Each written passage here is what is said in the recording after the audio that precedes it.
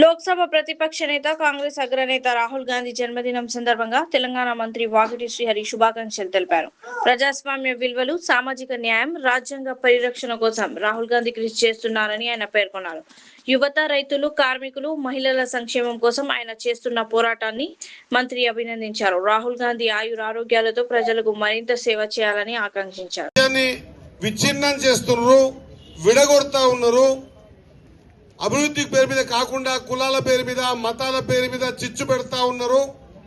ఈ దేశాన్ని కలపాలా అని చెప్పి భారత్ జోడో యాత్ర నిర్వహించి 4250 కిలోమీటర్ల దూరాన్ని నడిచి, ఆ నడవడం అనేది ఆలోచన చేస్తేనే మనకు భయమయ్యే పరిస్థితి ఉంటే కన్యాకుమారికి నుంచి కాశ్మీర్ వరకు నడిచి భారత్ జోడో యాత్రలో తనకు కలిగిన అనుభవాల్ని జీవితంలో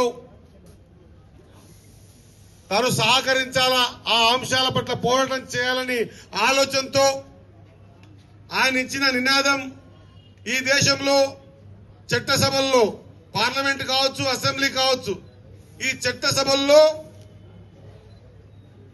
చట్టసభల కడపని తొక్కని వెనకబడ్డ జాతులు ఇంకా ఈ దేశంలో ఉన్నాయి.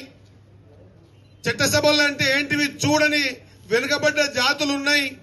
వీళ్ళకు కూడా అవకాశం కలిగించాలని, మీరెంతనో మీకంతా అని మిమ్మల్ని లెక్కగట్టి ఇస్ దేశ్ మే జిన్కి జితనీ ఆబాదీ హై ఉनको ఉतना హిస్సేదారీ మిల్నా చాయి అని గలమెత్తి మాట్లాడిన ఏకైక నాయకుడు ఉన్నాడు ఈ దేశంలో అంటే అది రాహుల్ గాంధీ గారన్న విషయాన్ని మనం మర్చిపోవద్దు.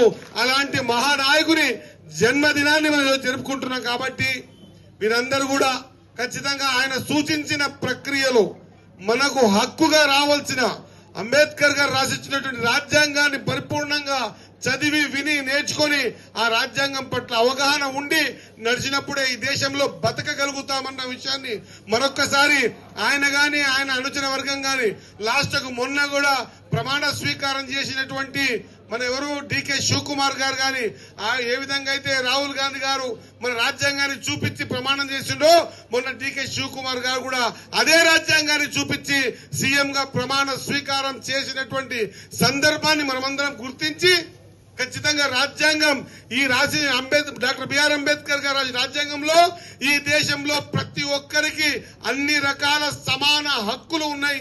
ఆ హక్కుల్ని కాపాడుకోవడానికి మన పార్టీ మనం ఖచ్చితంగా పోరాటం చేస్తున్నాం. రాజ్యాంగాన్ని మార్చే శక్తులు కొంత తయారైతే రాజ్యాంగాన్ని మార్చనీయం, అంబేద్కర్ రాసిన రాజ్యాంగమే ఉండాలని పోరాటం చేస్తున్నటువంటి ప్రధాన పార్టీ కాంగ్రెస్ పార్టీకి సంబంధించినటువంటి మన నాయకుని జన్మదినం మనం చేసుకుంటున్నాం. కాబట్టి ఆయన జన్మదినాన్ని పురస్కరించుకొని అదృష్టానికి ఈ రోజే నియోజకవర్గం అంతా ఈయనే ఉంది. 7 మండలాలు, 3 మున్సిపాలిటీలకు సంబంధించిన నియోజకవర్గం అంతా ఉంది. కాబట్టి నియోజకవర్గంలో ఉన్నటువంటి అందరికీ, ఈ దేశ పౌరులందరికీ కూడా నా హృదయపూర్వక ధన్యవాదాలు.